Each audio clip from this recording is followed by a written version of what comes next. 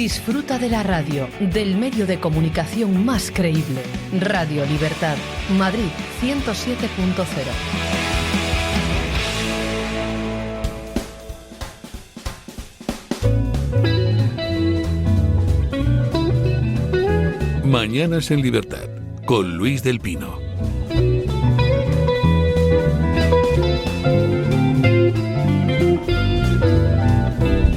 8:32 minutos, 7:32 en las Islas Canarias. ¿Quieren ustedes mandarnos alguna opinión a este programa? Pues aprovechen antes de que cierren las redes, porque parece que el Partido Socialista está en ello. Resulta que los mismos que se dedicaron, por ejemplo, a difundir el bulo del culo sobre aquel homosexual que decían que una turba de ultraderechistas le había tatuado la palabra, perdónenme ustedes, maricón en el culo y tal. Luego resultó que era todo mentira, pero ahí estaban el gobierno, empezando por el ministro del Interior, difundiendo el bulo, y los periodistas de cámara, los apesebraos, difundiendo el bulo del culo. Entonces todos estos mismos, los periodistas de cámara apesebraos y el gobierno, dicen que a través de un fiscal del PSOE, dicen que sería bueno empezar a exigir a la gente que para que no haya bulos y delitos de odio se identifiquen antes de poder participar en las redes. O sea, que vamos a estar en un país donde para poner un tuit vas a tener que dar tu nombre y llevar el carnet de identidad en la boca, pero puedes entrar en patera indocumentado y recibir ayudas públicas a cascoporro sin tener el más mínimo documento de identidad. Hace falta tenerlos cuadrados. Pero que el Partido Socialista quiere hacer eso para controlar las redes, porque al fin y al cabo se escapan a su control, y ya los medios tradicionales a nadie le importan un soberano pepino, porque la opinión pública se mueve ya por otros derroteros. Que el Partido Socialista haga eso es comprensible, pero que salga el PP a apoyarlo, sí, se deberían identificar todos los que participen en las redes, pero esto es la monda. No sé, además es que es absurdo porque no necesitas que se identifiquen. Aquí cuando ha habido de verdad un caso delictivo en redes sociales, incluso desde el anonimato de una cuenta con un avatar, la policía ha conseguido, sabe quién es, existen los logs, existen una serie de recursos fáciles hoy en día para cualquier unidad mínimamente especializada de localizar al propietario, al responsable de esa cuenta, y se le ha detenido exactamente igual. Esto es un control de la opinión. Es un control, como usted bien dice, don Luis, es un control de la opinión pública que además va a ser inútil. Además, existe una especie de cultura del control que viene muy de lejos. Desde que, por ejemplo, a Hitler la gente igual no se acuerda o no lo sabe, pero a Hitler, por ejemplo, se convenció al público de que la radio y el avión, que eran entonces dos inventos tecnológicamente innovadores en aquella época, habían sido responsables del ascenso de Hitler, ¿no? Es decir, entonces esa idea que estuvo ahí presente, precisamente lo que no sabe la gente es que cuando se inventa la radio y se pone de moda la radio en Europa, en Estados Unidos, en Alemania concretamente, ya la República de Weimar ve en la radio pues un elemento peligroso que debe ser controlado. De tal suerte que genera una serie de regulaciones alrededor de lo que es la emisión en radio. ¿Y qué es lo que consiguen hacer? Me parece que esto es resultado. Sí, está hablando usted con tanta vehemencia que el chorro sonoro ha hecho que saltara el conector del altavoz, del micrófono. Estaba ya medio para allá. Tampoco hay que descartar un sabotaje social. Iba diciendo. Iba diciendo que entonces la propia República de Weimar, porque tenía miedo precisamente ya en aquella época efervescente, no solo el partido nazi, sino el partido comunista, de revueltas y tal, la empezaron a regular. ¿Qué consiguieron hacer con eso? Que cuando llegaron los nazis al poder, tuvieron a la radio perfectamente controlada. Es decir, la utilizaron a partir de esa bien intencionada regulación, la utilizaron completamente a su favor. Es decir, la radio no les sirvió para llegar al poder, pero sí les sirvió de alguna forma para mantenerse en el poder, ¿no? Es decir, yo creo que en una sociedad mínimamente inteligente, el hecho de que haya algunos elementos que siempre va a haber que digan barbaridades o hagan barbaridades no significa que todos los derechos de todos de todos los sujetos deban estar sometidos al control político, porque esa es la gran trampa. Eso es lo que no podemos permitirlo de ninguna de las maneras. Y todo aquel que lo proponga, todo aquel, me da igual del partido que sea, en este caso no sé quién ha sido del Partido Popular también, es un totalitario, es un autoritario. Es decir, y hay que marcarles, hay que cogerles la matrícula. Pero más allá del rechazo ideológico que nos cause, yo me pregunto cuál va a ser el encaje jurídico de esto, porque en la legislación española el derecho a la libertad de expresión, especialmente en cuestiones políticas, está muy protegido, ¿no? Esto lo ha explicado muy bien un catedrático de Derecho Penal de la Carlos III que se llama Jacobo Dopico, que es un catedrático progresista y que ha estado implicado en el caso ha seguido muy de cerca y ha participado a veces en la defensa del caso de Cassandra, la chica que hacía los chistes de Carrero Blanco, o de raperos como Defcon 2, Valtonic y tal. O sea, es alguien poco sospechoso de fascismo, que dice que el ordenamiento jurídico español protege especialmente el discurso político, y que incluso si tú quieres hacer una apología del fascismo, estás protegido por nuestra legislación. Así que van a tener que hacer, ellos están acostumbrados, pero van a tener que hacer contorsiones jurídicas para encajar esto de alguna manera. No hay ningún problema, ya lo han hecho con todo. Sí. Es decir, si hace falta lo harán. O sea, otro día en la oficina, sí. Lo que me llama la atención es que el principal partido de la oposición esté a por uvas. O en cierta forma es que le interesa también que haya un control de la opinión. No, si estuviera por uvas, pues estaría callado, pero encima sale a apoyar al Partido Socialista en su pretensión de controlar las redes. Es un disparate, estamos sin salvaguardas prácticamente, es decir, estamos en manos de una calaña que no tiene ningún tipo de respeto por los derechos individuales, que son los derechos míos, pero que, por ejemplo, son los derechos de Víctor. Es decir, son individuales porque me afectan a mí, pero en el sentido que también afectan a... Lo ha dicho usted como si hasta Víctor tuviera derechos. No, porque a veces dicen el derecho individual es visto como algo individualista. Y no. El derecho individual es el derecho que se adjudica, no que se adjudica, sino que son inherentes a cada persona, es decir, cada individuo. Da igual lo que seas de derecha, de izquierda o lo que tú consideres. Entonces, es que yo creo que en el fondo, no solo en España, pero particularmente en España, esto es una sociedad colectivista. Entonces, aquí existen colectivos, ¿vale? Entonces, pero no personas. Entonces tú eres tenido en cuenta por el poder o por los políticos en tanto en cuanto pertenezcas a algún colectivo. Entonces, hay colectivos pues que son especialmente vulnerables, como dicen, ¿no? Entonces, para defender a esos colectivos, que no a las personas, se permite precisamente vulnerar los derechos individuales. Es decir, porque prima el colectivismo que existe y está presente en los partidos. El Partido Popular es un partido colectivista, es decir, no, a veces cuando llaman que tienen liberales, mentira, no tiene nada de eso, es un partido colectivista. Es casi, digamos, es el viejo PSOE, es el Partido Socialista de hace 30 años, un poco más o menos. A veces pienso que el del Partido Socialista hace 24 horas, también es verdad, pero es una cuestión de colectivismo, y mientras no haya una cultura en general en las personas de no ese individualismo individual, porque yo hago lo que me da la gana mientras no te fastidie a ti. No. Cuando no seamos conscientes de que tenemos unos derechos naturales que debemos proteger y debemos preservar a ultranza contra cualquier concepto de seguridad colectiva, mientras no tengamos eso metido en vena, vamos a pasar mal. Yo creo, a mí me gusta mucho una frase de Chomsky que dice que si no crees en la libertad de expresión para la gente que desprecias, no crees en la libertad de expresión en absoluto, ¿no? Y creo que eso es lo que falta un poco.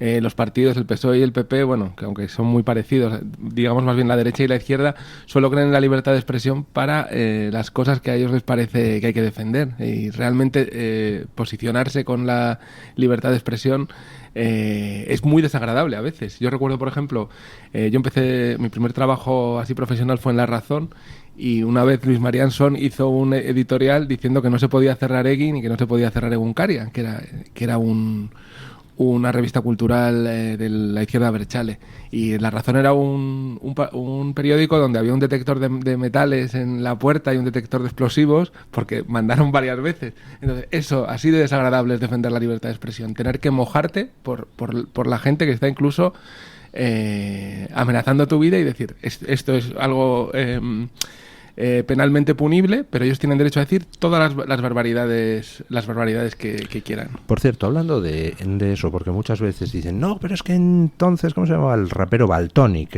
¿no? No, perdón. Lo de Valtònyc no era problema de libertad de expresión.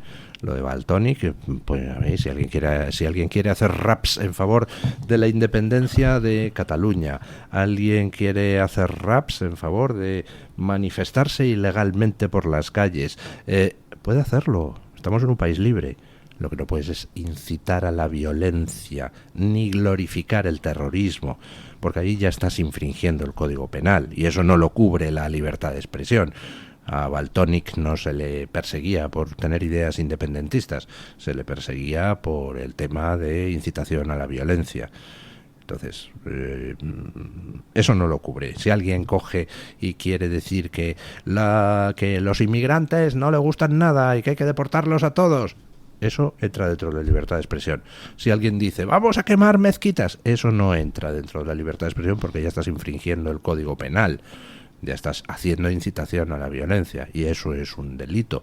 Entonces, eso tengámoslo claro. Dentro de lo que no sea delito, dentro de lo que no sean injurias, dentro de lo que no sean calumnias, dentro de lo que no sea incitación a la violencia, tú puedes decir lo que te dé la gana. Pues solo faltaba. Y encima, y lo puedes decir anónimamente. ¿Qué narices? O sea, ¿por qué tiene que venirme a mí nadie a exigir que me identifique? Me identificaré si me da la gana. ¿Pero quién es usted?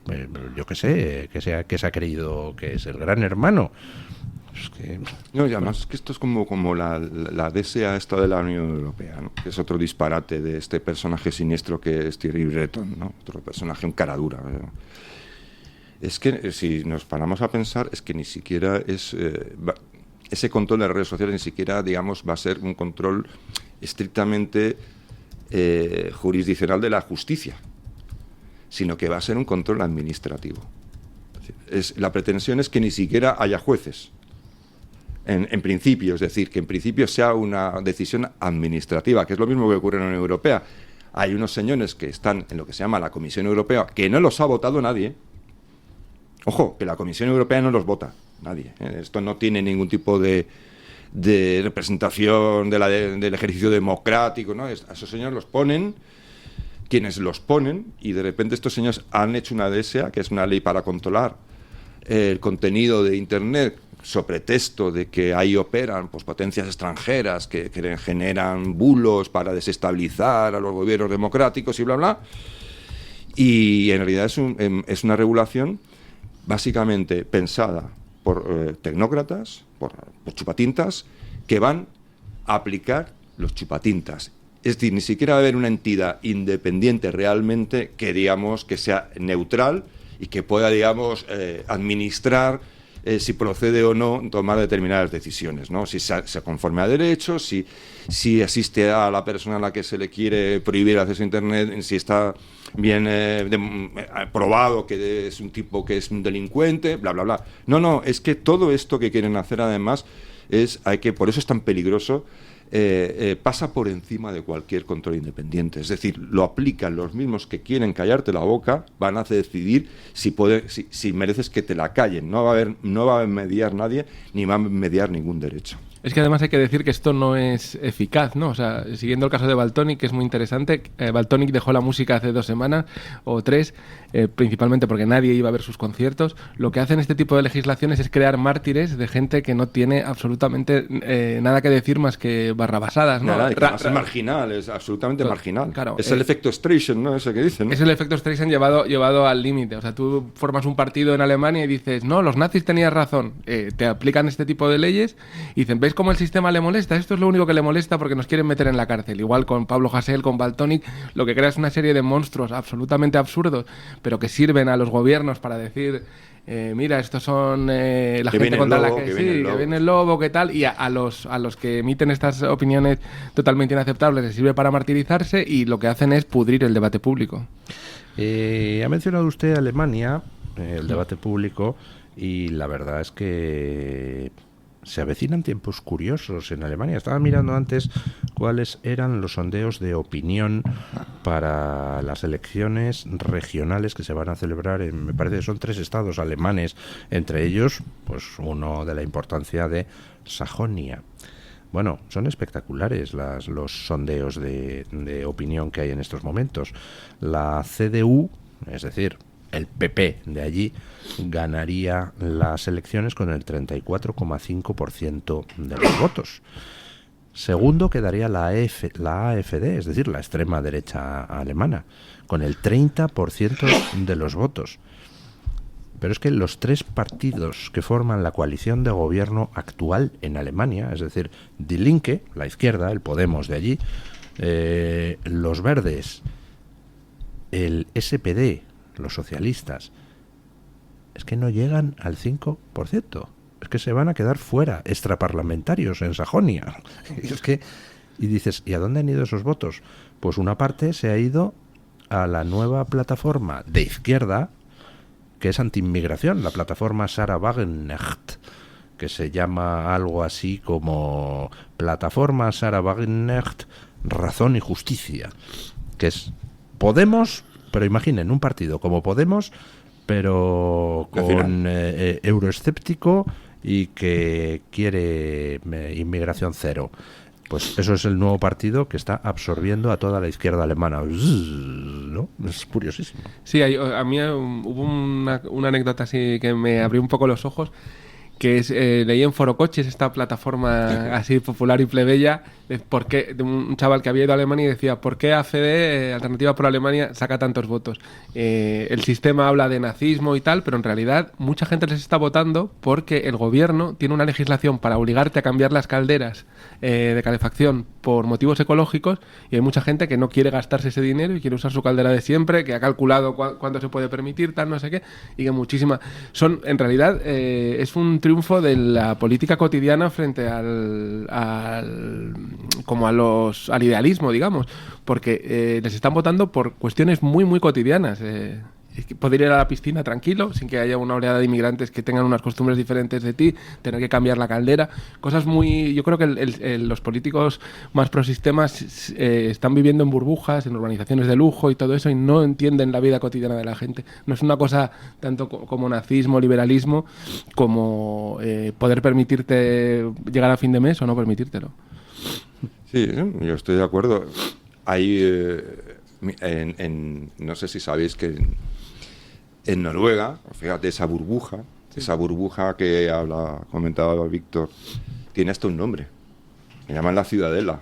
Es decir, esa burbuja, porque en realidad los políticos, los tecnócratas y los altos funcionarios no viven mezclados en cualquier lugar. Como cualquier persona. No, viven en un complejo que se llama la Ciudadela, que está cerca de sus trabajos. Ahí tienen sus viviendas, ahí están colegios para sus hijos, es decir, son, digamos, me parece muy llamativo, porque Noruega, que es un país muy loco para mí, muy inteligente para algunas cosas, pero muy loco para otras, es un anticipo un poco, una visión muy clara de lo que aquí se hace de forma más cutre, ¿no? De una forma más cutre, porque aquí no están en una ciudadela, pero están en organizaciones de lujo, en pisos en zonas estupendas que tienen seguridad privada, y que desde luego cuando hablan de que pobrecitos los inmigrantes, pues muy bien, pobrecitos porque ellos no los tienen en sus puertas, es decir, no tienen que convivir con inmigrantes, y además sobre todo no hablan... Salvo con la chacha, que sí, eso la tienen, y además ellos admiran que la chacha sea de cierta inmigración. Ojo, no de cualquiera. También que el problema no es en sí tanto la inmigración, porque aquí han venido a España polacos, hubo un momento que vienen muchísimos polacos, son gente muy trabajadora, han venido, ya los rumanos tienen su cal y su arena, pero han venido rumanos, han venido venezolanos, también muchos venezolanos, han venido hispanoamericanos en general, tal, pero ¿dónde hemos tenido el mayor problema realmente? ¿Dónde está el problema en Alemania y dónde está el problema? Curiosamente en Alemania a quienes están echándose a los venezolanos, por cierto. Sí, a la diáspora venezolana es lo que están echando, sí. ¿Ah, sí? ¿Por qué? No se sabe, pero porque serán los últimos en llegar, y entonces han tenido que empezar por un lado y van a echar primero a los venezolanos, que son gente de bien, ¿no? Pero los están echando. Pero quiero decir que el problema es otras cuestiones de las que no se pueden hablar todavía. Es decir, el problema es sobre todo un tipo de inmigración en general, pero no un problema por la violencia, sino por la dificultad de integrar. Y sobre todo porque los propios políticos, como ha ocurrido en Gran Bretaña, que es uno de los motivos de fondo de la situación de Gran Bretaña ahora mismo con el tema de la inmigración, porque las políticas que se llaman de integración no se han dedicado a integrar. De hecho, han premiado a cuanto más islámico fueras, mejor. Es decir, el hecho de que tú tuvieras derecho a percibir un tipo de ayuda de asistencia estaba vinculado precisamente a que te mantuvieras muy firme en tu propia identidad. Es decir, porque eso es lo que te daba derecho precisamente a recibir ayudas para integrarte. Cuanto menos integrado estabas, más recibes para integrarte. Entonces, que han conseguido el efecto contrario. Es decir, cuanto más políticas de integración, con más ayudas, menos integración. Lógico. Si tú, para recibir una subvención, tienes que tener una serie de condiciones que en cuanto las pierdes el derecho a esa subvención, pues lógicamente el comportamiento, digamos, estratégico de las personas es mantenerte dentro de los límites para percibirlas. Eso es lo que han conseguido. Y todas las políticas que hay, es decir, no ha habido un fracaso de la integración. No ha habido un fracaso de la integración, sino que ha habido políticas que han sido destinadas precisamente para que la integración fuera imposible. Es que esto hay que empezar a decirlo. Por eso la gente está tan cabreada. No está cabreada porque maten a 3 niñas, que eso lo puede utilizar cualquiera. Están cabreadas por un problema de fondo muy grave del que los políticos en general, los de la burbuja que dice Víctor, no quieren hablar, porque todavía piensan que eso les resta votos. Y como ocurre en Gran Bretaña, ojo que en Gran Bretaña tienen un problema grave. En Gran Bretaña la comunidad islámica te da o te quita 54 escaños. Es decir, que con las diferencias que existen en las elecciones tan ajustadas a veces, entre 3, 4, 6 puntos como mucho de diferencia entre los partidos principales, 54 escaños es la diferencia entre conseguir poder o quedarte en la oposición.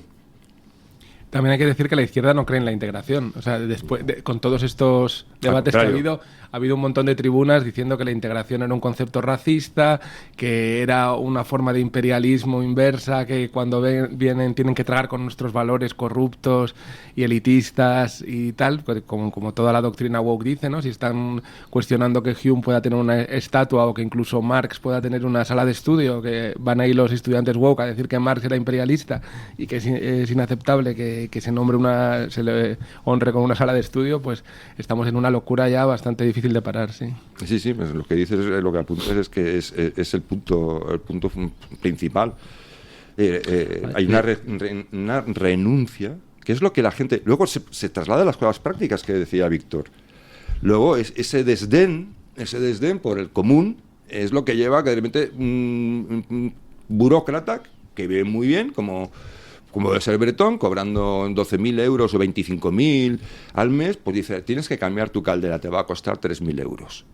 Hay gente que igual, pues que no llega a fin del mes. Es que simplemente, es que les da igual. Es de una inhumanidad. Entonces la política se ha deshumanizado.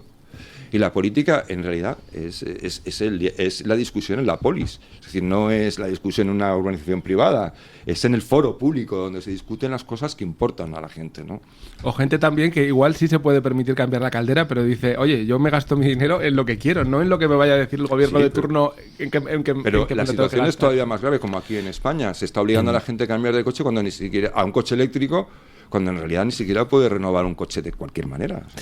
En lo que ha dicho usted de que la izquierda no está realmente a favor de la integración, me estaba recordando, hay 2 filósofos de la historia que teorizaron en la década de 1920 sobre el tema de que las sociedades repiten los mismos ciclos una y otra vez, que bueno, pues nosotros nos parecemos a la sociedad romana y a otras sociedades anteriores, en que empezamos, llegamos a un punto y terminaremos degenerando y extinguiéndonos como sociedad occidental, ¿no?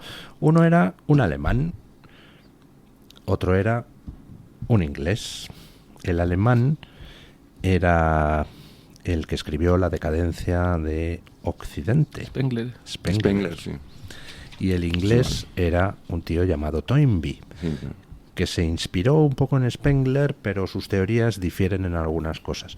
Curiosamente, Spengler era un reaccionario, ultrarreaccionario alemán y profundamente antinazi, a pesar de reaccionario.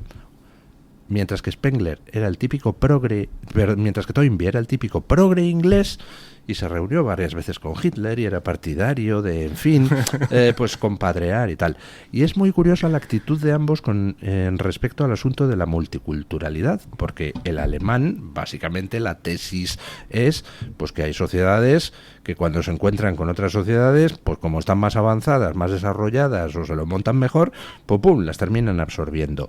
Y Toynbee decía que no, que es imposible que las sociedades se absorban unas a otras y que cada una debe mantener su identidad, ¿no? El progre ya preludiaba esa multiculturalidad, mientras que el reaccionario decía que no, que aquí hay absorciones, patatín, patatán. En el fondo es eso, los progres quieren que no se toquen las otras sociedades con las que nos hemos encontrado los occidentales, pero en el fondo no quieren que se toquen porque es que lo que les gustaría en su foro interno es que la sociedad occidental fuera destruida hasta los cimientos y sustituida por alguna de las otras que hay fuera, ¿no? No, y sobre todo tener poder, es decir, una sociedad que no tenga ningún tipo de estructura, una sociedad desestructurada, una sociedad de colectivos, el colectivo musulmán que tiene toda su propia legislación interna, que es lo que ocurre en muchos lugares, que formalmente pues la Sharia se aplica, es decir, se sabe que se aplica, es decir, igual a un nivel de gravedad extraordinario, pero por ejemplo los divorcios, los litigios civiles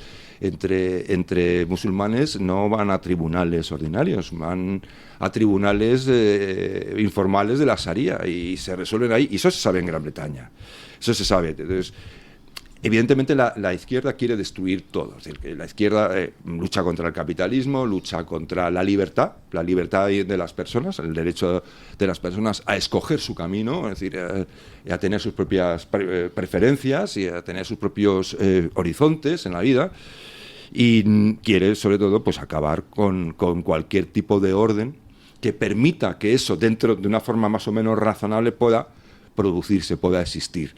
Entonces van a traer, por eso se alían con los islamistas y se aliarán con el mismo demonio, o sea, les da igual. El caso es meter dentro de la complicadísima maquinaria de la sociedad libre y democrática, que es una maquinaria muy complicada y muy delicada, dificilísima, que hay que mantener como los relojeros suizos, hay que mantenerla constantemente, se dedican a meterle piedras, ¿no? Es decir, meterle arena para ver si va atascándose y al final estalla.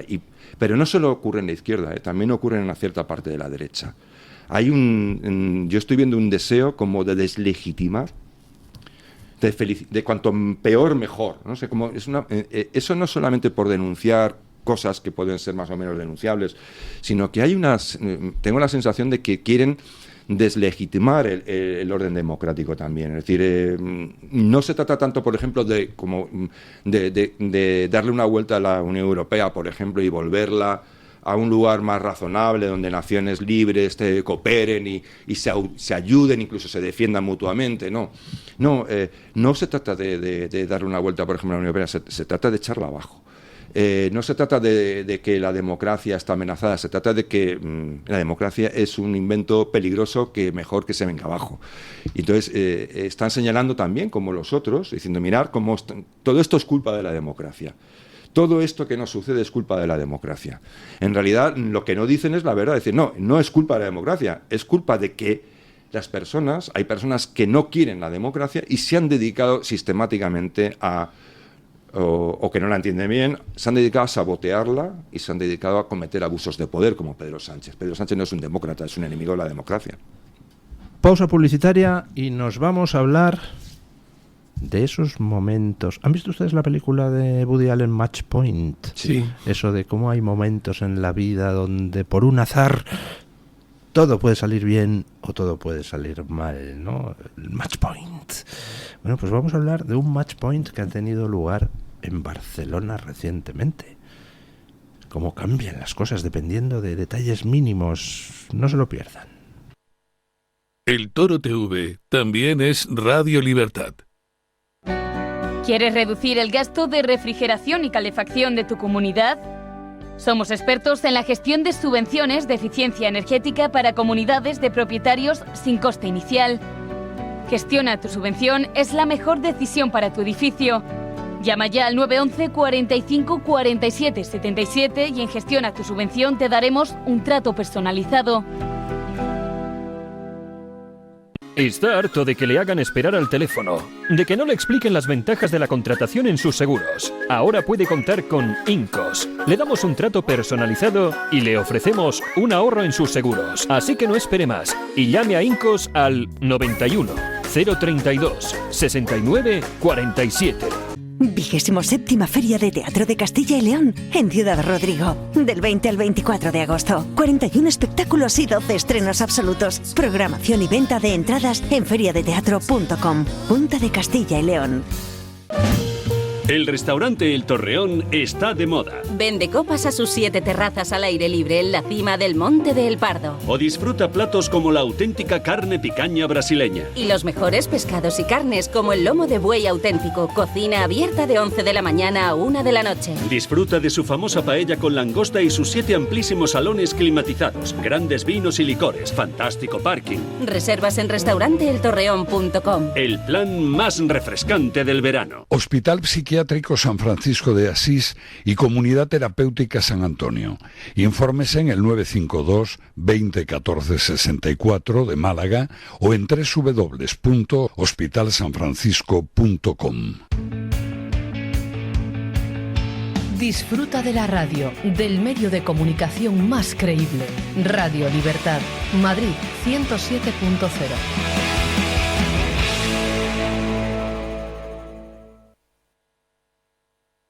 Luis del Pino, Alba Vila, Javier Horcajo y José Javier Esparza son Radio Libertad.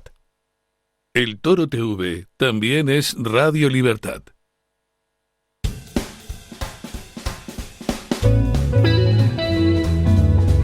Mañanas en Libertad, con Luis del Pino. Decía que hay circunstancias en la vida que pueden cambiar la historia de una manera espectacular. Pequeños detallitos.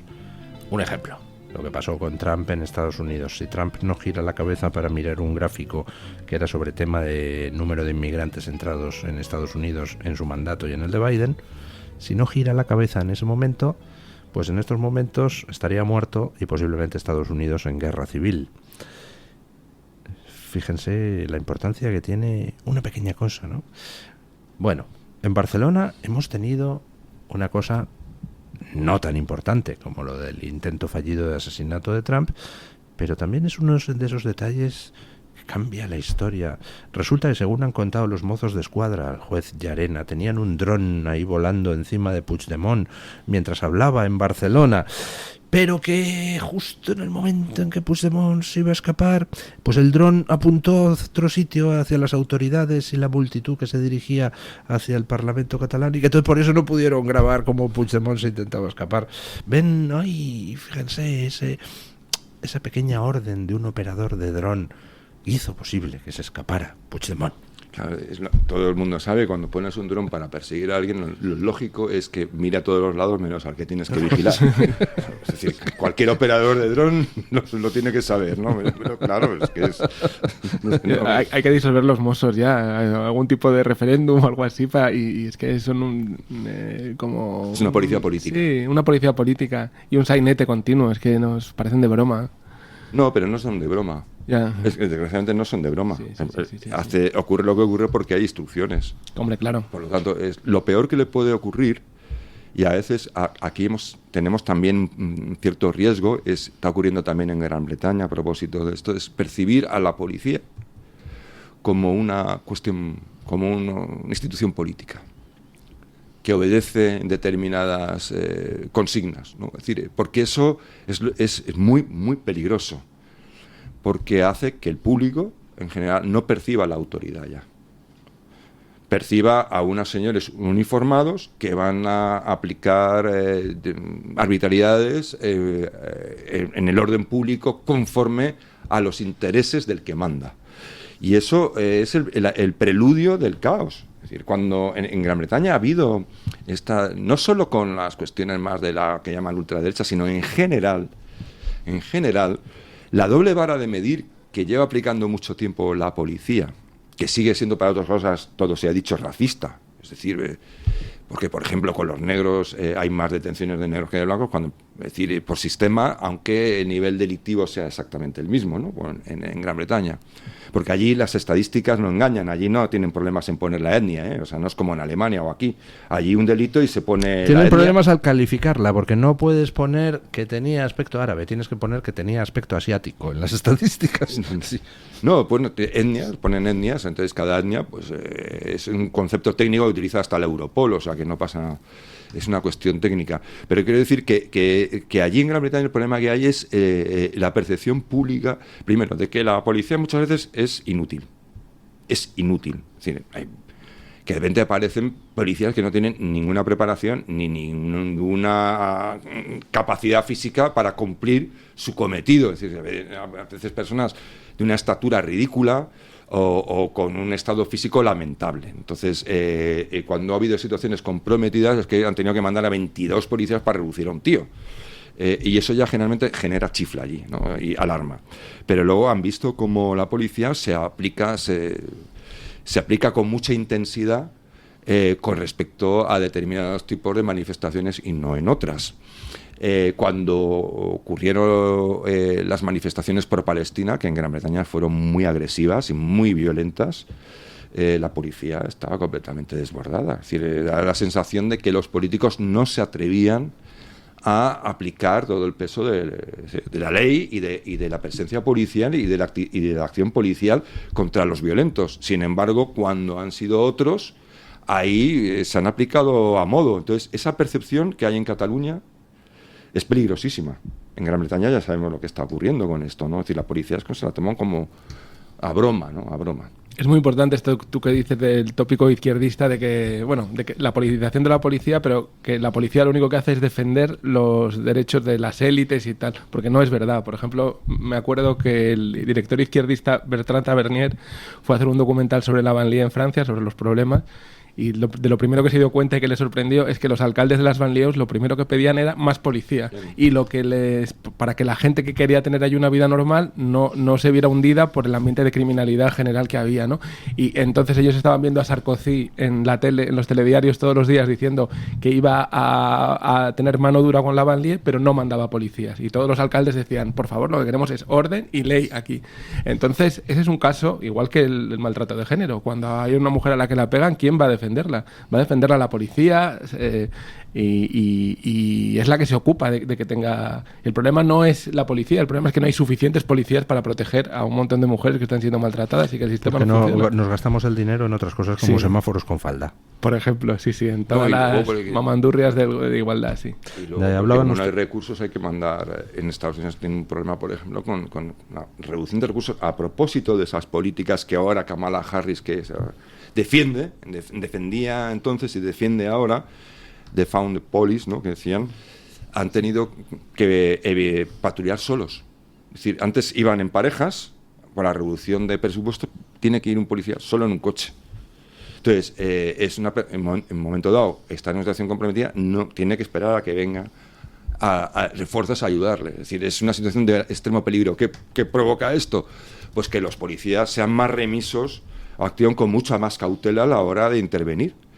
Es lógico, es una cuestión, son seres humanos, no tienen por qué mandarlos a que se inmolen, ¿no? Es decir, una cosa es proteger y servir y otra cosa es que se suiciden, ¿no? Y esto en España también, es decir, en España lo que es la patrulla es muy escasa y en algunas zonas inexistente. Hemos hablado de la cuenta esta que está haciéndose famosa durante este mes de agosto en Twitter, el apuñalómetro, una cuenta en catalán. Perdón, 34 apuñalamientos en 21 días en Cataluña. 34. Es tremendo. O sea, ¿dónde están las fuerzas de seguridad? Es salvaje. Pues no sé, supongo que estarán protegiendo a Sánchez en la Mareta, ayudando a huir a Puigdemont, pues no sé, recogiendo basura por la calle en Barcelona. No tengo ni repago. ¿Dónde están en las redes sociales? A ver lo que dices. Que eso es peligroso, ¿no? ¿Cuántos apuñalamientos? 34 en 21 días. Nada, 34 apuñalamientos no es peligro, no tiene que generar alarma social. Pero el hecho de que yo o Víctor o usted pongamos un tuit que sea ciertamente un poco comprometido, entonces eso sí tiene que ser vigilado porque es un peligro público. Es que nos damos cuenta de dónde estamos. Vuelve a entroncar con lo que decía Víctor, es decir, es el alejamiento completo de la realidad. el alejamiento absoluto de la realidad. Es que, ¿para qué está la policía sino para que no pases por la calle sin que te apuñalen? Es que esto nos pasa cada vez más a más personas. A mi propio hijo, es decir, cosas que no hubieses pensado nunca, ahora se están ocurriendo. Sí, mira, por ejemplo, el otro día me saltó en Twitter un vídeo de Guardiola, que iba con una bicicleta, no sé si por Manchester o por Londres, y se le acerca un negro enorme y se le ve la cara de pánico absoluto a Guardiola, y está a punto de regalarle la bicicleta, pero el negro, que iba un poco borracho, yo creo, solo quería pedirle una foto, pero Guardiola estaba totalmente acojonado. Y luego ves la foto de Guardiola con la camiseta del Open Arms en un partido, en un entrenamiento del Manchester City, y es claro, cuando ellos salen, cuando les toca un poco de realidad, ya se ve como... El síndrome del pony de von der Leyen, ¿no? Qué bonita la naturaleza, sí. hay que preservar a los lobos. Le comen el caballo 4 lobos y se da la vuelta. Es tan sencillo como eso. Tan sencillo como pisar, vivir a ras de suelo. Es decir, bajar de tu nube y volver y tocar la realidad y que te pasen cosas. Pero, ¿ustedes creen que hay más inseguridad ahora en las calles de España? A ver, que no es una cuestión de creer. Si 34 apuñalamientos en 21 días, es que hay mucha más sensación de inseguridad y mucha más inseguridad, no sensación. Ajá. Claro. Ha dicho el razonamiento correcto. Es que los datos es lo que indican, ¿no? Bueno, pues si los datos indican que hay más inseguridad, habrá que operar sobre los datos y alterarlos. La Ertzaintza, la Policía Autónoma Vasca, va a dejar de arrestar en Álava a aquellos que solo amenacen con un arma blanca, porque total es un delito leve. Eso mismo ocurrió.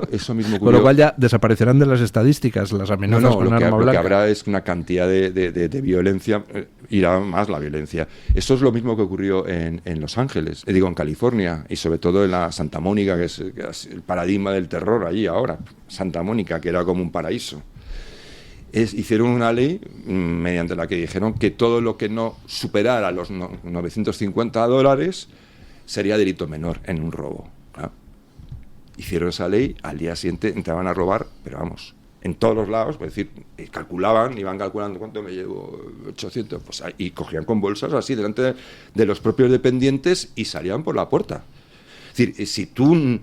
Es el efecto este de la ventana rota, que he intentado explicar yo. Es decir, si tú mantienes un cierto orden y hay una sensación de orden y de severidad para cumplir ese orden, y las personas se comportan de acuerdo a esa severidad y todo está limpio y ordenado, pues es difícil, la delincuencia se convierte en algo, digamos, que esté en unos umbrales bajos, ¿no?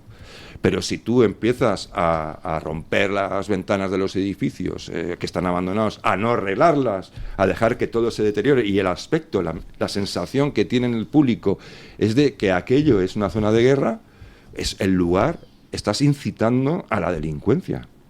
Estás incitando y provocando la delincuencia. Otro dato interesante que tiene que ver con el País Vasco, no sé si recuerdo, pero estaba más o menos ahí. En las últimas, no en las de 2024, en las fiestas de la Semana Grande de Bilbao de 2023, de los 76 detenidos por incidentes violentos en las fiestas, 71 eran magrebíes. Eso se ha puesto a circular no oficialmente, porque no se puede decir desde... Ya, es que no se puede decir, porque no... Claro, mira cómo han dicho que el asesino del chaval, el pobre niño era un español blanco. Totalmente. Han dicho hasta que se les ha caído Twitter al suelo, se ha colgado ya Twitter de tantas veces que lo han puesto.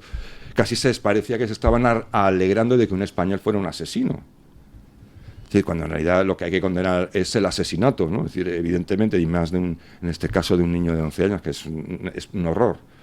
Pero no se puede decir la etnia en un determinado caso, pero sí se puede decir cuando es de otra etnia, es decir, cuando es autóctono o lo que sea, ¿no? Es decir, ha habido otra política, no sé si en el País Vasco o en Navarra, que está en contra de que se diga cuando unos magrebíes agreden a un homosexual. No me acuerdo cómo se llamaba ella, lo he leído en redes, pero también, o sea, es que es justamente intentar cerrar los ojos a la realidad. Es decir, tú no puedes normalizar a las personas si las tratas de forma diferente. Es decir, tú no puedes...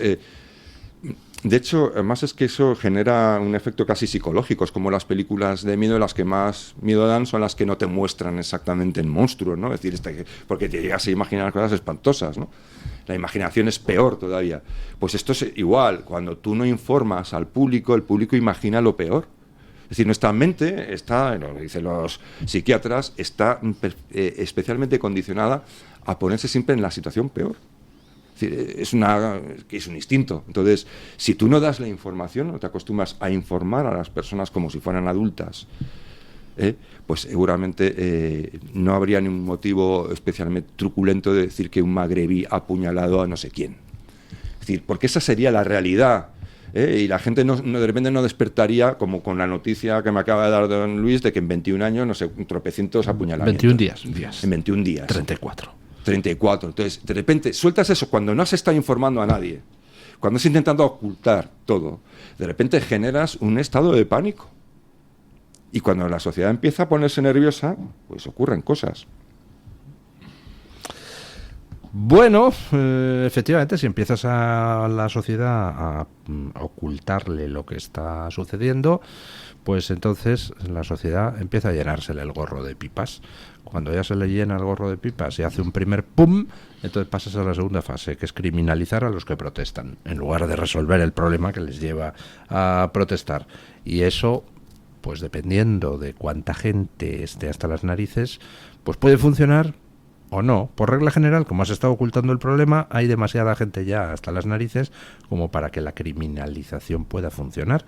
Con lo cual, cuando tú empiezas con la campaña de criminalización, lo que haces es, primero, desgastarte tú. Segundo, desgastar el lenguaje, porque dices fascistas, extremoderechistas, no sé qué.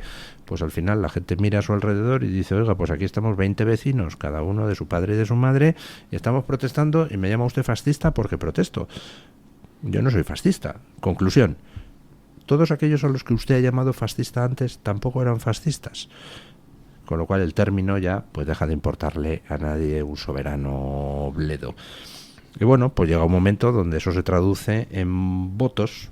En el Reino Unido, pues han perdido algo así como 300.000 votos en una semana el Partido Laborista. Conclusión, pues que antes de ayer salían a anunciar un paquete de medidas contra la inmigración ilegal, porque ven que se les va de las manos el asunto. Es el único lenguaje que entienden los políticos, el de la protesta y el del voto. Lo demás les importa un soberano bledo. Sí, que mucha ultraderecha, pues, al final toman nota, ¿no? Y bueno, madre mía, ¿no? Claro, es que vivimos en el tiempo de los partidos flexibles, ¿no? De los cambios de opinión de Pedro Sánchez y de vamos a mirar las encuestas a ver qué tenemos que pensar. Es que es muy lamentable. Pero eso le da una inconsistencia a la política horrible. Es decir, lo que se llama en economía la inconsistencia temporal es terrible. Porque al final acabas haciendo políticas que no tienen sentido, no tienen una estrategia. Y entonces llegas a un momento en el que de repente te pones a mirar hacia atrás y te das cuenta que estás haciendo leyes que se contradicen entre sí. Es decir, que son opuestas, ¿no? Es decir, es caótico. Pero mira, en Gran Bretaña seguía un periodista freelance que siguió una de estas manifestaciones el domingo, famoso aquel que ya fue, digamos, el culmen de las protestas, y este hombre iba preguntando a todos los que caminaban en la protesta, y había de todo. Había ultraderechistas, efectivamente, además, chungos, muy chungos, y luego había chavales que aprovechaban para vandalizar, romper las cosas porque sí, porque era fiesta, ¿no? Estaban de fiesta, y luego había mucha gente que simplemente estaba, pues como es lo que ocurre allí, hasta el gorro. Pero bueno, había un señor mayor que parecía jubilado, que había salido a la puerta de su casa a ver, pasar la multitud para ver. Y tal, entonces este chico le entrevista, le pregunta, y el hombre tenía un aspecto de buena persona, el señor mayor, de un hombre conciliador, un hombre con experiencia. ¿Y qué opina usted de esto? Y te dice, bueno, tengo sentimientos encontrados, porque también ir radicalmente en contra de la inmigración pues tampoco me parece tal, pero por otro lado lo que está ocurriendo es demasiado. Y entonces, usted sabe que en su distrito, que ya es un distrito bastante peliagudo, van a poner un centro, un complejo de inmigrantes ilegales, quizás. Dice, sí, ¿de cuántos? Y le dice el hombre, 5.000. Entonces el hombre no entiende 5.000, entiende 500.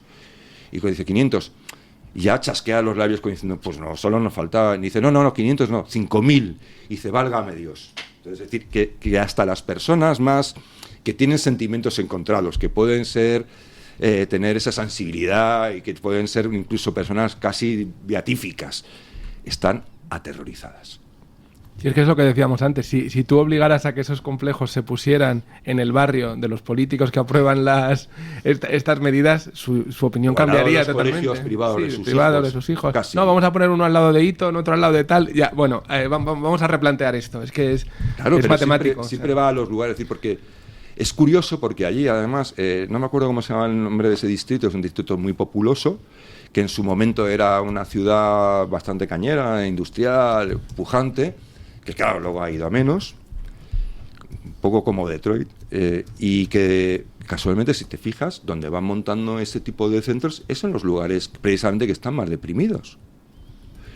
Es decir, luego dicen, es que no hay integración. Claro, es que estás juntando la gasolina con la llama. Es decir, vas en los lugares más deprimidos, que ya de por sí tienen delincuencia, que ya se han degradado bastante, y coges y ya lo único que se te ocurre es meter allí a 5.000 inmigrantes ilegales, que no tienes dónde meterlos, los metes allí en un complejo para que luego, como tienen régimen diario, puedan ir, se sumen a caminar por las calles con todo la polvisca que ya hay ahí. Entonces, es que yo creo que lo hacen adrede.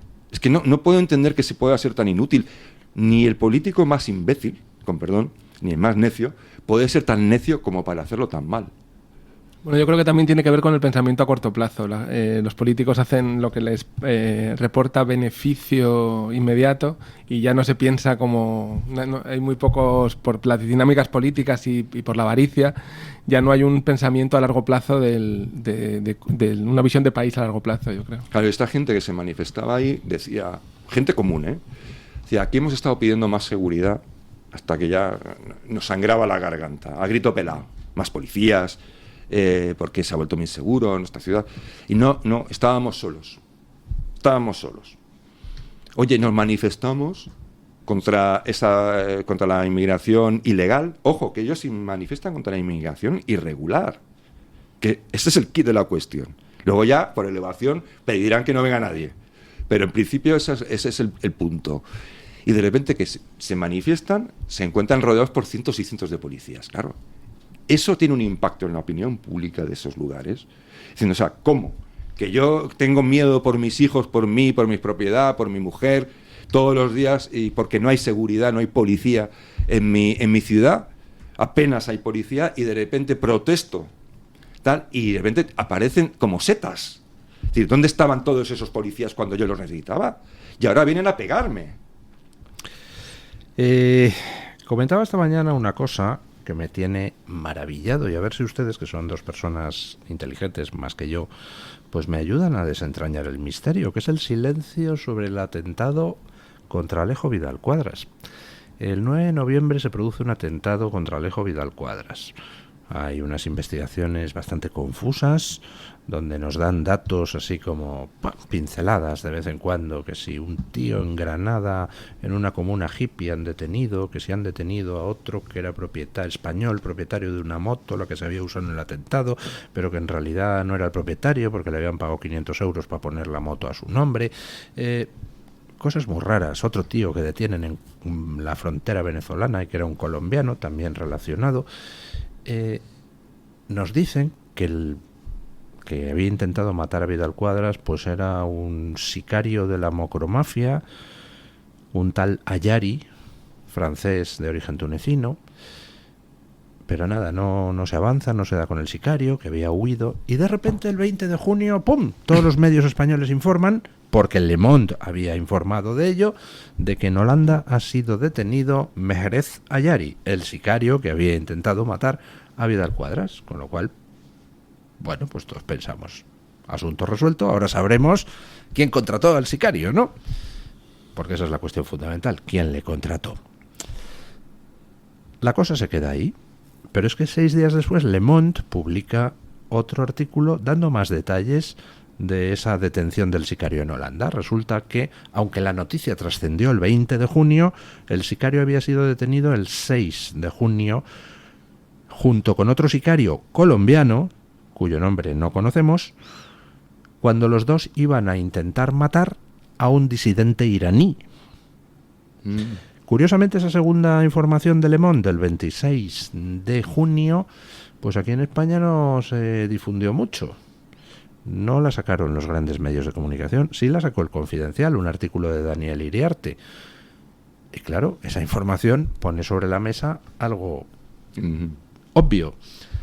Quien intentó matar a Alejo Vidal Cuadras es un sicario contratado por el gobierno de Irán. Vamos, es evidente, si después de fracasar en su intento de matar a Vidal Cuadras se va a intentar matar a un disidente iraní a Holanda, pues está claro que la pista... Hay indicios. Sí. Oiga, pues no sé, intenta Irán matar a un exdiputado europeo en suelo europeo y no tiene nada que decir ni el gobierno español, dado que es un político español y el atentado fue en España, ni la Comisión Europea, ni el Parlamento Europeo. Nadie tiene nada que decir de, oiga, ¿qué tal si empezamos por romper relaciones diplomáticas con Irán y exigirle responsabilidades por intentar matar a políticos europeos en suelo europeo? Ha sido un disparate todo desde el principio, ¿no? Creo que cuando empezó a hablar Vidal Cuadras dijo que después del atentado no le había llamado nadie, ni el presidente, ni el Ministerio del Interior, luego todo el silencio de los medios de comunicación. Es que hay dos varas de medir totalmente. O sea, no hay. Y bueno, ahora que hablamos de los delitos de odio, no sé si recordáis que tú te metías en Twitter después del atentado y había un montón de indepes diciendo que qué pena que no acertara, igual que después del atentado de Trump había un montón de cuentas progresistas diciendo, uy, ¿por qué poco? A ver si tienen más suerte la próxima vez. Si es que es una doble vara de medir constante, yo creo. Pero vamos, me parece que blanco hay en botella, ¿no? Que se dijo desde el principio que uno de los que podría tener motivos para atentar contra Vidal Cuadras era el gobierno de Irán, y me parece que se va confirmando poco a poco. ¿Sí? ¿Y qué hacemos, que no tomamos medidas? ¿O aquí puede venir Irán a intentar matar políticos europeos y no pasa nada? Si son fachas, sí. Bueno, y acuérdate el artículo que escribí el domingo pasado de cómo funciona la Unión Europea y la cantidad, el escándalo brutal que hay de fondo con lo que llaman el Morocco Gate, ¿no? Que era el Qatar Gate, pero al final resulta que era, digamos, que era un fleco. Lo del Qatar era un pelillo que había ahí, y lo gordo del Morocco Gate, y luego también la injerencia rusa, y no pasa nada. No pasa nada. Es decir, hay montañas, no voy a decir de pruebas, pero yo creo que incluso de pruebas, pero voy a decir de indicios que ha recogido la policía allí, de la implicación de eurodiputados, que tenían hecho hasta un cartel ahí, que era organizado con una cabeza visible, que recibía dinero a través de Qatar y de Marruecos, a través de una ONG cuyo declaración de principios o de objetivos era luchar por los derechos humanos. O sea, el dinero de Qatar, como todos sabemos, es un país que respeta que se caracteriza por... y Marruecos, ni os cuento, metían dinero encima con recochineo, ¿no? Es decir, y todo eso se sabe. Es que incluso personas que tienen... que han reconocido incluso que les han pagado viajes de lujo a todo tren, de vacaciones lujosísimas pagadas por el gobierno marroquí, por el gobierno de Qatar. Oye, ¿hay alguien detenido? ¿No? Yo leí están todavía en el escaño. Es que gente que se les ha pillado con un maletín están en el escaño.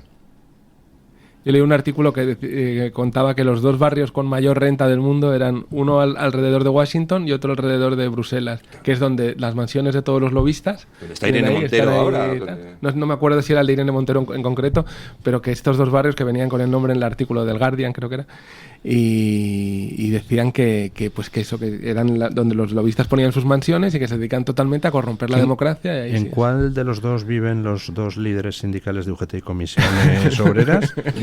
Porque hablando de lobistas, ha salido UGT, Pepe Álvarez, a pedir que para financiar lo del pacto fiscal con Cataluña, pues muy fácil, a subir impuestos. Y claro, ya está hecho, ¿no? Un claro. 30% más a los que quedamos al otro lado, ¿no? Del muro de progreso de Sánchez. ¿Qué es eso? Bueno, es que de todas formas volvemos a lo mismo. Es que es el tema este de primar ahora mismo a Cataluña y tal. Fijaos lo que ha ocurrido. Es decir, hablan de territorios, ya de personas no vamos a hablar, ¿no? Hablamos del territorio, Cataluña. Pero fijaos lo que ha ocurrido. El PP, en lugar de decir, pero bueno, esto rompe una constitución, rompe el sistema, digamos, de interterritorial, de solidaridad y no sé qué. No, dicen luego, yo también quiero. Lo que ha salido es que de la Comunidad Autónoma de Valencia dice, oye, si a ellos, y pues a Valencia también, y de Andalucía, pues oye, yo también. De hecho, en el Estatuto Valenciano hay una cláusula que dice todo lo que se le conceda a otra comunidad autónoma, nosotros también. Claro. Claro, pero os dais cuenta de que nadie defiende lo sustancial, es decir, el punto, es decir, perdona, esto rompe el ordenamiento territorial y sobre todo atenta contra los derechos de los españoles, no de un terruño, que un territorio es algo porque hay personas, hay costumbres, tradiciones, hay historia, pero sin eso es un trozo de tierra. Entonces, hablar de cuestiones territoriales sin tener en cuenta los derechos, no de los valencianos, no de los madrileños, no de los catalanes. Parece que los derechos los adquirimos porque estamos residiendo en un lugar. Perdóname, esos derechos son intrínsecos a mi persona, resida donde resida, mientras resida en España, ya en Francia no lo sé. ¿Vale? Y entonces el Partido Popular, en lugar de demostrar esa entidad política de ver las cosas claras, salen y se comportan exactamente igual que los otros. Exactamente igual. Es que es una inercia sistémica horrible. O sea, cuando tú en un país, cuando tienes unas regiones compitiendo contra otras, no puedes tener un proyecto común que compita en el mundo con otros países y que intente pues tener un país funcional. Y mientras no solucionemos eso, pues España no va a ningún sitio bueno, yo creo. Los partidos se han convertido en franquicias. Es decir, hay un PP en Madrid, un PP en Galicia, un PP, pero no hay un PP en España. Es mentira. Es mentira. Es mentira. Tienen ahí al pobre Alejandro Fernández, que está en Cataluña, que ese sí que está hasta el burro de pipas. Sí, ese se ha visto consumar, Alejandro ¿no? Fernández, a Xavier García Albiol, que está teniendo un discurso con respecto al tema de inmigración en Badalona, pues que es el lógico. Dice, oiga, las declaraciones buenistas son estupendas, pero que aquí lo que terminamos comiéndonos el marrón somos los alcaldes. Entonces, usted no puede aquí soltarnos un montón de inmigrantes ilegales y esperar que no haya problemas. ¿Y qué hacemos con esos problemas, no? Claro, es decir, y entonces, claro, ¿dónde está el proyecto nacional? ¿Dónde está, decir, cuál es? Bueno, no puede haberlo porque, entre otras cosas, como es que es una cosa, el Partido Popular es un partido que ha prohibido los congresos prácticamente, es decir, es un partido político que no quiere debatir de política. O sea, no se cogemos la barbaridad. Es decir, un partido político que es para lo que es, pero no habla de política. Entonces, no sé qué es. Es una especie de asociación de jugadores de golf. Una máquina de poder, punto. Sí, pero claro, pero poder es una máquina de poder, pero ya digamos... Pero encima más pardillos que el PSOE, que también es solo una máquina de poder. Pero claro, no, porque todavía el Partido Socialista es una charranada, pero todavía vende ideología, que es una porquería y es un disparate, ¿no? Pero vende el empoderamiento de las mujeres, el LGTBI, no sé qué, que es una... A mí me parece todo una birria, ¿no? Pero tiene algo. ¿Qué vende el PP? ¿Qué vende el PP? Es decir, somos moderados. Bien, ¿y qué es ser moderado, tío? O sea, a mí explícame en qué consiste la moderación. La moderación es que si yo y Víctor nos ponemos a discutir de forma demasiado acalorada, moderado es que aparezca Luis y diga, oye chicos, podéis seguir discutiendo pero de otra forma, ¿no? Entonces, pero no impedir la discusión. Yo, de verdad, para mí sigo diciendo lo mismo. Este es un país de tribus, de colectivos y colectivistas, y los partidos son otro colectivo más. Son otro colectivo más. Aquí nosotros no pintamos nada. Es decir, Víctor Lenore como ciudadano, que es por su propia identidad, con su propio ser, es invisible como lo soy yo. Somos invisibles. Antes habla... No, iba a decir una cosa, es que simplemente que no pasa nada, que ahora se mete Albiol en la cárcel por los tweets estos que ha puesto y un problema menos para el PP. Ya está. El problema sigue estando, pero por lo menos no se ve. Está en la cárcel. Como este del PP madrileño, Alfonso Serrano se llama, que se ha manifestado contra lo del intento del PSOE de controlar las redes, pero claro, mientras él se manifiesta que él es un cargo del PSOE madrileño, pues, digo del PP madrileño, pues resulta que el PP nacional se dedica a hacer declaraciones de apoyo a los intentos liberticidas de Sánchez. Es todo un carajal lo del Partido Popular. Yo digo que es un partido colectivista en el sentido, porque yo no hablo de izquierda o de derecha, sino hablo de colectivistas, y el PP es un partido colectivista de lo suyo, por supuesto, de lo suyo. Es que creo que ni eso, es ya simplemente una maquinaria de intento de consecución del poder y de mantenimiento del poder, punto, de cara al aprovechamiento del poder. Sí, pero bueno, tienes que tener esa para llegar a ese punto tienes que deshumanizar al otro, es decir, a las personas. Tienes que ser una persona que no vea personas, sino que vea números, grupos. Bueno, números. hablemos de cine y de libros, porque antes hacía una mención a Match Point de Woody Allen y en el fuera micrófono don Víctor Lenore se ponía a hablar de un libro, según él, muy recomendable, y le dije, guarde esto para cuando esté el micrófono abierto.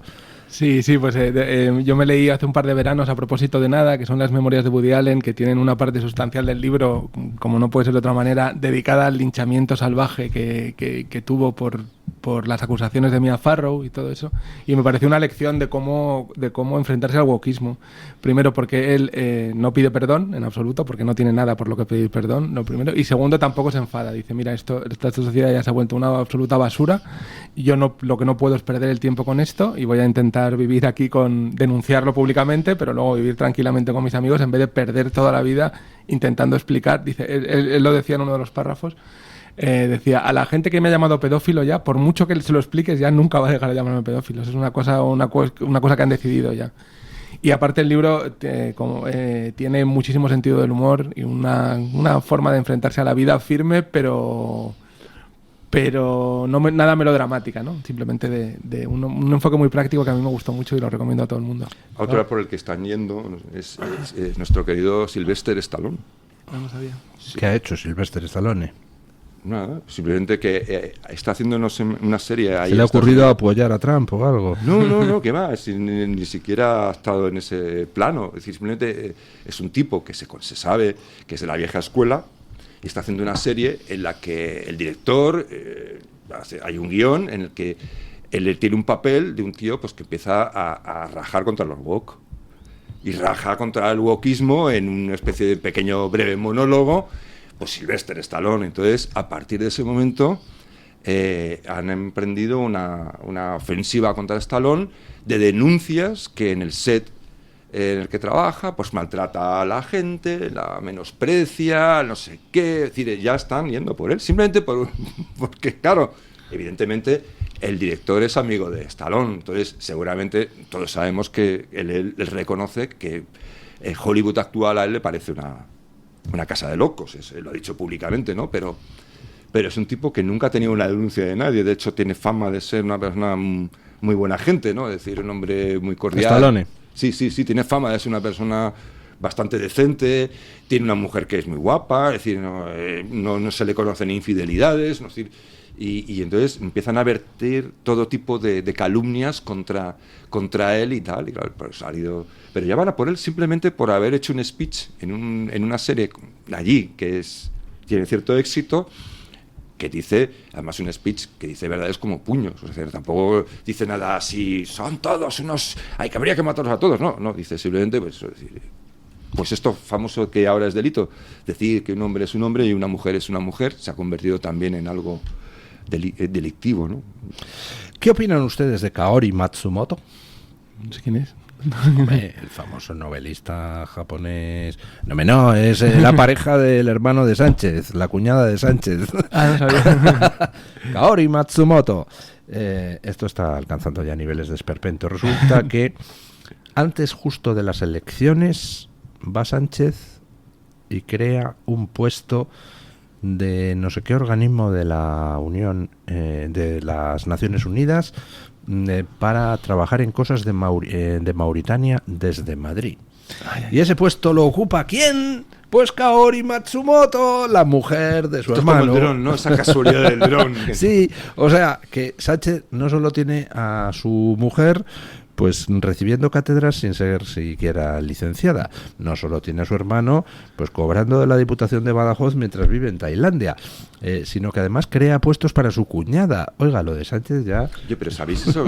También me llamó mucho la atención, aprovechando que has citado a la mujer de Sánchez, que su cuenta de sus gastos de representación en la cátedra eran como de 100 y pico mil euros.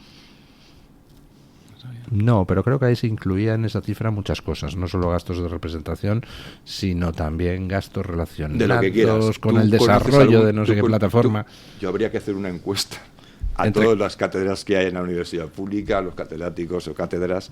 A ver, ¿a quién le ha dado a ver, la ¿quién universidad le dejan 160.000 y pico mil euros? Porque estoy seguro que no tienen ni para comprar libros. Eso es lo que yo sé. Bueno, José Luis Villacañas hizo un artículo diciendo que lo de Begoña era normal, que había muchísimas cátedras, de catedrático especial o lo que sea. Lo que pasa es que él decía que había mucho dinero en las cátedras que estaban financiadas por empresas. El problema es que esto no está financiado por una empresa, esto tiene implicaciones como con el gobierno, ¿no? Claro, o sea, es algo que la han elegido por ser la mujer del presidente del gobierno, no tiene nada que ver con el ámbito privado. No, bueno, es que a mí me contaba el otro día un antiguo profesor de la universidad que una anécdota de que había un rector que invitaba a comer a otro compañero, pues no sé, como decía 17 veces en restaurantes de postín. Pagaba siempre el rector. Es decir, y claro, la anécdota era, dice, ¿crees que me invitaba a comer para hablar sobre cuestiones universitarias? Sobre la carrera política del rector.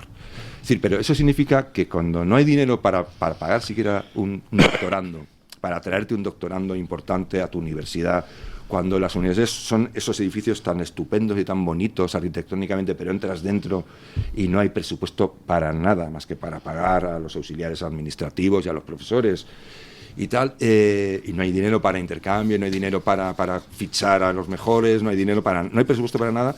Mientras eso ocurre, funciona como todo lo demás. Por arriba hay dinero para hacer pues lo que te interesa hacer. Y este es uno de los dramas de nuestro país. Ayer publicaba el periódico El País una noticia que me hizo gracia. No me hice eco de ella porque en la propia noticia pues los investigadores decían que faltaba por verificar determinados aspectos de su trabajo, pero que decía que una serie de investigadores, después de hacer un trabajo con 97.000 personas, habían concluido que jugar a los videojuegos es beneficioso para la salud mental de la gente y mejora el nivel de felicidad, el nivel de satisfacción vital, ¿no? Y entonces me vino a la memoria esa tesis de Elon Musk, muy curiosa, que la verdad no puedo refutar racionalmente, tampoco demostrar racionalmente. Elon Musk dijo hace tiempo una cosa que me llamó mucho la atención. Dice: ahora mismo tenemos videojuegos con simulaciones y tal, con una calidad ya de gráficos brutal. Vamos a tener dentro de no mucho videojuegos que se controlarán directamente con la mente, que serán capaces de simular entradas sensoriales de distintos tipos. Es decir,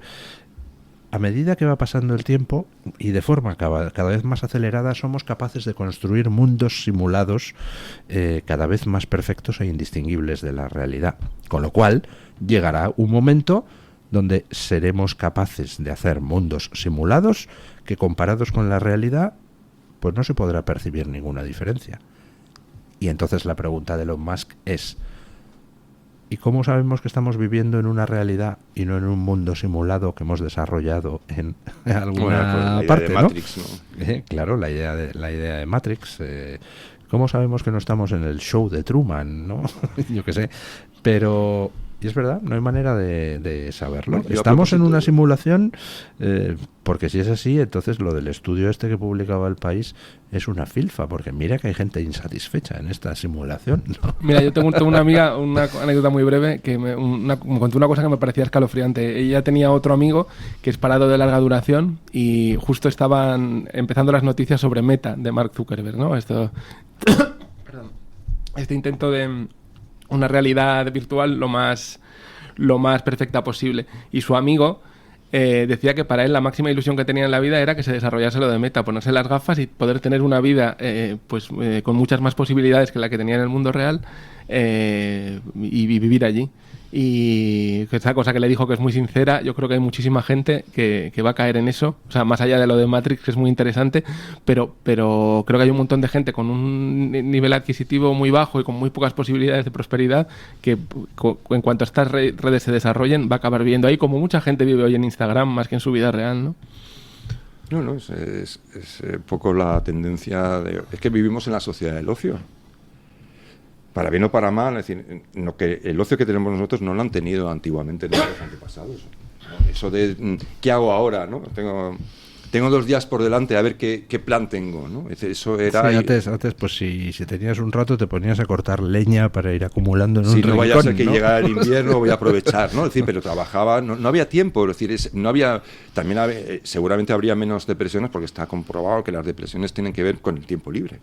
Es decir, cuando empiezas a preguntar quién soy yo, de dónde vengo, a dónde voy, no, si tú estás como el tipo que tiene que salir en África todos los días con la garrafa a ver dónde encuentra el agua y llenarla, y esa es su misión y su obsesión, no tiene tiempo para pensarse quién es, y si tiene sentido su vida o no la tiene. Es decir, el ocio nos provoca, es decir, no estamos preparados para el ocio. Es decir, todavía hay gente que sí, pero la inmensa mayoría yo creo que no. Y por eso existe una insatisfacción muy grande, porque la gente no sabe.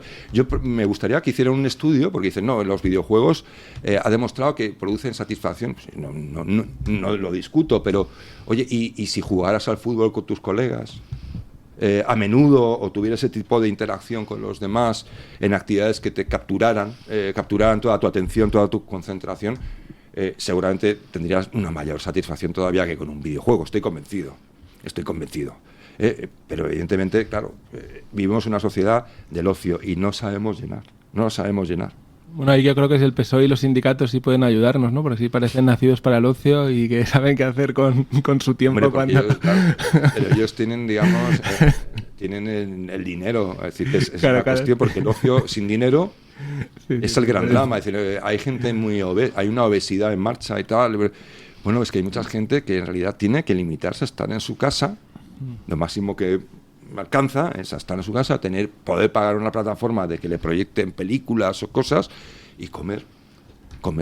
Es el proyecto de la Agenda 2030, ese también en el fondo, lo de la realidad virtual, ¿no? No tendrás nada y serás muy feliz porque tendrás acceso a un montón de bienes virtuales. No, pero no serás feliz, porque el concepto no serás feliz, claro. Es imposible, es una mentira, va a ser muy desgraciado. Hay que intentar... Pues eso, que hacer cosas. Es que hay que intentar darle sentido a la vida, haciendo cosas. Hay que buscar objetivos. Y uno de los objetivos, uno de los problemas del ocio para mí es que hay demasiada gente que proviene del ocio, que no está adaptada al ocio y que se ha metido en política. Y se ha dedicado a buscarnos problemas y a darnos 1000 vueltas. Y se dedica a practicar su juego favorito, que es dar por saco a los demás. Exacto, es decir, que gente ociosa es uno de los problemas de la sociedad del ocio. Seguramente si tuvieran que cultivar la tierra para comer, no estarían metidos en la política. Bueno, yo creo que se meten en la política para no cultivar la tierra, para comer, entre otras cosas, porque es mejor comer por la cara. Bueno, don Eric Gutiérrez, ¿qué preguntábamos hoy a los oyentes en nuestra libre encuesta?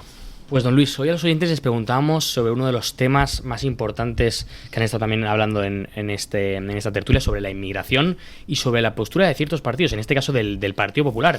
Si creen los oyentes, si saben cuál es la postura del Partido Popular sobre el tema de la inmigración irregular. Dábamos 4 opciones a los oyentes, en este caso: está a favor, está en contra, está a favor y en contra, y no he logrado saberlo. A ver, pues los dos tertulianos, ¿qué votarían ustedes? No he logrado saberlo. ¿Y usted? Me ha pisado También.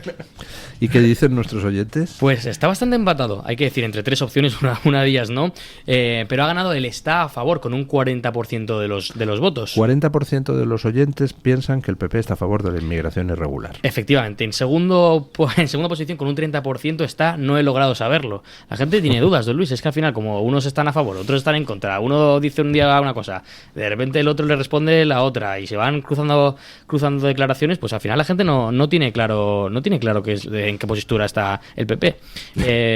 También, por ejemplo, en tercera posición ha quedado con un 27% está a favor y en contra. Pues lo que le decía, que es que, pues bueno, imagino que alguna facción estará a favor y otra estará en contra. Está claro, por ejemplo, que el alcalde de Badalona a favor no está. Eso creo que queda claro. Ya en última posición, con un 3% está en contra. La gente Hay un 3% de gente que piensa que el PP está en contra de la inmigración irregular. Que es muy sintomático, porque al final vemos porcentajes muy altos en las otras 3 opciones y que están más o menos igualadas, 40, 30, 27%, y es que esta cae hasta el 3%. La gente o no lo sabe o cree que está a favor, pero en contra solo... Es que el caso de García Albiol resulta muy sintomático, porque García Albiol es un señor que en el tema de la inmigración tiene una postura enormemente clara, Y precisamente por eso barre en las elecciones en Badalona. O sea, en una comunidad autónoma donde el PP no se come un colín, llega Albiol y barre con mayoría absolutísima, cosechando votos, por supuesto, de la gente del PP, pero también de Vox y también del PSOE, e incluso votos de gente que luego llega a las generales y te vota a partidos nacionalistas. ¿Por qué? Pues porque la gente está preocupada y la gente quiere respuestas. Entonces, teniendo ese ejemplo de, fíjate, oye, con un discurso racional y sensato en el tema de inmigración, te vota la gente en masa, pues va el PP y se pone a votar a favor de que se legalice a 500.000 irregulares en el Congreso. Y va y dice, no, que hay que acoger un montón de menas. Pues claro, no sé, dices, si lo que buscaran los votos, si lo que buscaran fueran los votos, ¿no deberían copiar a Albiol? Pues no, hacen lo contrario. Lo mismo que le pasa a Alejandro Fernández, que se iba un poco en la línea de Albiol y consigo por lo menos un resultado decente, porque el PP no pintaba nada en Cataluña desde hacía demasiado tiempo, precisamente por esa indefinición, y sí, le felicitan a Fernández, pero por otro lado le mandan recados en la prensa amiga diciendo, tienes que abrirte a otras sensibilidades. Tienes que abrirte también a otras sensibilidades, como diciendo, tienes que diluirte, ¿no? Como hacemos normalmente en el partido, ser de todo y de nada al mismo tiempo, amigo. Sí. No puedes ir con mensajes demasiado claros. Hay que decir que esta posición tan clara de Albiol contra la inmigración ilegal tiene que ver también con cuando fue su jefe de campaña Iván Redondo, que lo primero que hizo dijo, vamos a hacer un tour por los bares de barrio de Badalona, tomarnos algo con los vecinos y preguntarles cuál es su principal preocupación. Cuando acaban el tour se dan cuenta de que tomar esta posición no les va a pasar factura, sino que les va a conectar con la gente, esta posición que ya él tenía. Y que es curioso que Iván Redondo, que fue el asesor de la primera legislatura de Pedro Sánchez, fuera el que animó a Albiol bueno, él y su idea de ir por los bares a tomar esta posición tan clara. Y yo creo que para eso no hace falta ser un gran asesor del hecho. ¿Cómo puedes saber lo que la gente de una comunidad piensa? Quizá hablando con ella. Eso también lo hacía Miguel Ángel Rodríguez con Aznar, ¿no? Cuando se presentaba por Castilla y León, le dijo, vamos a los bares, y Aznar se pedía una Coca-Cola y Miguel Ángel Rodríguez le decía, no, mira, aquí te tienes que pedir un vino para que la gente te sienta como un igual. Como próximo. Sí. Te sienta tu lado humano. Dice, es que no tengo. Dice, no importa. Eso es lo de tener o tener da igual, lo que importa es que lo parezca. Disimula, ya sí que eres un androide, pero disimula. Bueno, muchísimas gracias, don Eric Gutiérrez, gracias a los oyentes que han participado en la libre encuesta y nos han enviado sus opiniones. Muchísimas gracias, don Javier. Muchísimas gracias, don Víctor. Hacemos una breve pausa publicitaria y nos vamos a encarar el final del programa. El Toro TV también es Radio Libertad.